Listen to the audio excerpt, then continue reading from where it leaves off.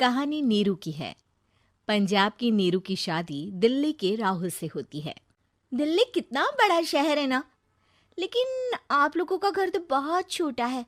हमारे पंजाब में तो ये बड़े बड़े घर होते हैं कि मजा ही आ जाता है। कोई बात नहीं नीरू, मैं भी तुम्हारे लिए बहुत बड़ा मकान बनाऊंगा बहुत जल्दी। नीरू के पिता जहाँ पंजाब के जाने माने व्यापारी थे, वहीं उसका पति राहुल दिल्ली में एक सिंपल नौकरी करता था। माँ, यहाँ तो घी मक्खन इतना महंगा है कि क्या बताऊं। मैं तो तरस ही जाती हूँ घी खाने के लिए। नीरू की माँ को ये सुनकर बहुत दुख होता है। मेरी बेटी को घी नसीब नहीं हो रहा है और ये बहू यहाँ बैठकर घी में शक्कर डाल रही है। देख वनिता, मैं साफ कह रही हूँ, इस घर में जितना घी आएगा उतना ही मेरी बेटी के घर दिल्ली भी जाएगा। अरे ये क्या बात होती है माँ जी? बेटी का उतना ही करो जो अच्छा लगे। अब क्या मायके से घी और मक्खन तक की सप्लाई करोगी आप? हाँ, मेरी बेटी किसी चीज को तरसे मुझसे बर्दाश्त नहीं होता। अब क्या था, नीरू के मायके में 2 किलो घी आता तो 2 किलो दिल्ली जाता नीरू के पास। एक दिन, माँ बड़ी गर्मी पड़ती है दिल्ली में। इस घर में तो एक ही एसी है और वो भी ड्राइंग रूम में। सारा परिवार एक ही कमरे में सोता है। हाँ बेटा, वो तो हर घर की कहानी है। यहाँ भी एक ही एसी है। अरे बिल इतना आता है कि क्या बोलूं। तभी वहां राकेश आ जाता है। माँ, थोड़ी देर में यहाँ कुछ प्लम्बर आएंगे मेरे कमरे में एसी लगाने। जरा ध्यान से लगवा देना ना माँ। ओए, ऐसे कैसे तेरे कमरे में एसी लगेगा? हाँ राकेश, एक बार बात तो कर लेता। अरे पापा, वो वनिता को गर्मी में नींद नहीं आती। ड्राइंग रूम में सबके साथ सोने में वो अनकंफर्टेबल है, इसलिए। अरे पूरे परिवार के साथ वहां तेरी बहन नीरू भी तो सोती है। वो नहीं हो रही क्या अनकंफर्टेबल? समझ रहा है ना? अगर एसी लगेगा तो एक दिल्ली में तेरी बहन के कमरे में भी लगेगा, तभी तू लगा सकेगा। राकेश वनिता को सारी बात बताता है। वनिता करती भी क्या, मन मार कर बैठ जाती है। माँ, ये लोग ठीक नहीं है, क्या करूं मैं? अरे बेटी, यहाँ आ जा, तू यहाँ आकर रह ले। अरे छोड़ दे ऐसे पति को। कैसे छोड़ दूं माँ? समाज क्या कहेगा, लोग क्या कहेंगे? वैसे भी मेरा एक बेटा है मयंक। अरे हटा बेटा, तेरी उम्र ही क्या है? इतनी परेशान रहेगी तो काम कैसे चलेगा? खैर, बात आई गई हो जाती है। माँ को लगता है कि नीरू ठीक है, तो वहीं नीरू के मन में एक ही लाइन चल रही होती है, यहाँ आजा। माँ ने तो बोल ही दिया है कि यहाँ आजा। बस मयंक थोड़ा सा बड़ा हो जाए, इन गरीबों को छोड़कर मैं वापस माँ के पास ही चली जाऊंगी। वो इसी सोच में बाजार में चल रही थी कि मैम, आपका दुपट्टा जमीन को छू रहा है। नीरू जैसे ही उस लड़के की तरफ देखती है, देखती ही रह जाती है। हाय रे, कितना सुंदर लड़का है ये। अब क्या हुआ? मैंने कहा आपका दुपट्टा। तो खुद ही उठाकर दे दो ना। लड़का समझ जाता है कि नीरू उस पर फिदा हो चुकी है। वो उससे उसका नंबर लेकर चला जाता है। अब क्या था, नीरू और रोहित में लगातार बातें होने लगती है। मैं हरियाणा का रहने वाला हूँ, यहाँ एक बड़ी कंपनी का मैनेजर हूँ। अच्छा, और कितने बच्चे हैं तुम्हारे? बच्चे? अरे मेरी तो शादी भी नहीं हुई है। तुम बताओ, शादी करोगी? नीरू शर्मा जाती है। अब लेकिन मैं तो पहले से ही शादीशुदा हूँ। मुझे फर्क नहीं पड़ता, बस तुम शादी कर लो। भाग चलते हैं, बहुत पैसे वाला हूँ मैं, हमेशा खुश रखूंगा तुम्हें। नीरू रोहित से मिलकर सारा प्लान बना लेती है और फिर एक दिन घर से भाग जाती है। दोनों शादी कर लेते हैं। शादी के बाद, क्या बात है नीरू, तुम्हें परेशान सा देखता हूँ, सब ठीक तो है ना? हाँ हाँ, सब ठीक है।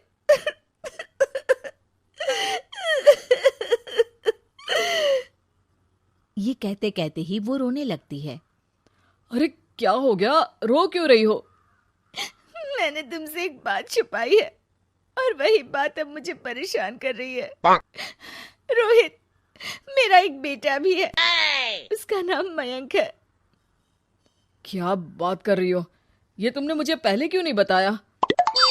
देखो नीरू, मेरी माँ को मैंने ये नहीं बताया है कि तुम शादीशुदा हो। बच्चा मैं मैनेज नहीं कर पाऊंगा। नीरू को समझ में नहीं आता कि वो क्या करे। अ, तुम उस बच्चे को अपनी माँ को क्यों नहीं दे देती? नीरू चुपके से माँ को फोन करती है। माँ, क्या मयंक को तुम रख सकती हो? बेटा, मैं राकेश के साथ बात करती हूँ। आखिर घर का बेटा वही है, जो वो बोलेगा। वैसे भी बेटा, तूने जो किया है ना, उसके बाद से पूरा घर तेरी बुराई कर रहा है। मैं भी अब किसी से तेरे लिए लड़ नहीं सकती। राकेश बेटा, नीरू ने तो जो किया बहुत ही बुरा किया, लेकिन मैं सोच रही थी कि क्यों ना मयंक को हम यहाँ ले आए। तभी वनीता बोल पड़ती है। वाह जी, ऐसे कैसे यहाँ ले आए? यहाँ क्या भंडारा भरा है? और जिस बच्चे की माँ ने नहीं सोचा, उसके लिए हम क्यों सोचे?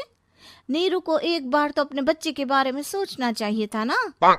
अरे लेकिन तेरे पास भी तो लड़का नहीं है ना वनीता।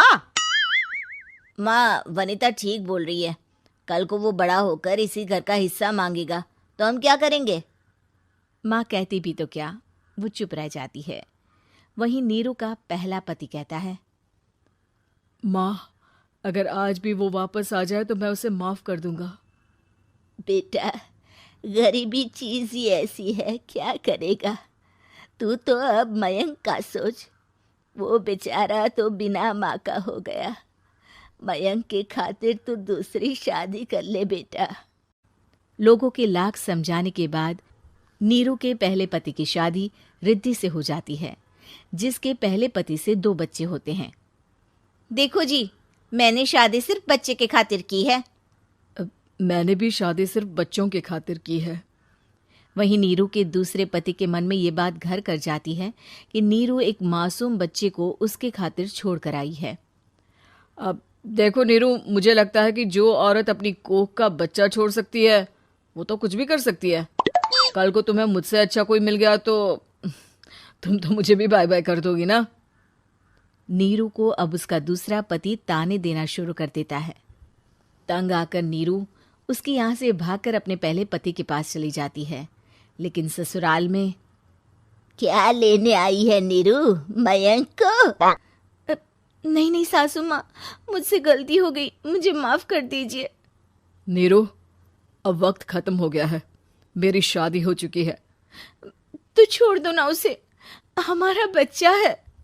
मैं आपको अपनी माँ नहीं मानता, मेरी नहीं मान तो बात अच्छी है। नीरू मयंक की बात सुनकर समझ जाती है कि उसके पास अब ना आसमान रहा ना ही जमीन। क्या सास बन सकती है माँ? अरे क्यों रे, काम में ध्यान नहीं है जो सब्जी में नीरा नमक भर दिया। मुफ्त में रोटी तोड़ने की आदत पड़ी हुई है, ये सब यहाँ नहीं चलेगा। गलती हो गई माँ जी, माफ कर दीजिए। माफी चाहिए? चलो ठीक है, ये नमक भरी सारी सब्जी खत्म कर, कुछ भी फेंकना नहीं चाहिए, मिल जाएगी माफी। सुनैना की शादी कुछ महीनों पहले ही वासु से हुई है, जिसके बाद से उसकी जिंदगी इस नर्क में जल ही रही है। और अब यही सुनैना की आम जिंदगी है, जिसमें उसकी सास हर छोटी बात पर और कभी कभी तो बिना किसी बात के बस उसे परेशान कर खरी खोटी सुनाती ही रहती है। सुनैना, कल मुही कहाँ मरी हुई है, इधर तो आ। सास की आवाज सुन सुनैना भागती हुई उसके पास आती है। क्या हुआ माँ जी? अरे तुझे पता है मेरे पैरों में दर्द रहता है, तो मुझसे बदला लेने के लिए टीवी का रिमोट इतनी दूर रख दिया। अरे मुझे ज्यादा खड़ा कर पैर तुड़वाना चाहती है क्या? आज पूरा दिन तू एक पैर पर काम करेगी, अगर कहीं दूसरा पैर जमीन पर रखा तो मुझसे बुरा कोई नहीं होगा।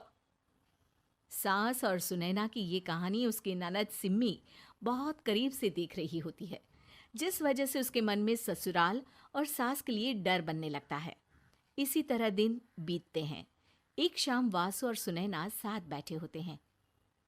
क्या बात है? तुम दिन पर दिन कमजोर कैसे होती जा रही हो? नहीं तो, आपको ऐसे ही लग रहा होगा। मैं बिल्कुल ठीक हूँ। हो सकता है, पर चलो ध्यान रखना, मुझे कुछ काम है। ऐसा बोल जैसे ही वासु जाता है, तभी सिम्मी वहां आ जाती है। भाभी, आप भाई को माँ के बारे में बता क्यों नहीं देती? वो आपके साथ बहुत गलत करती है। क्या सारे ससुराल वाले ऐसे ही होते हैं? भाभी, मुझे तो शादी ही नहीं करनी, बहुत डर लगता है मुझे।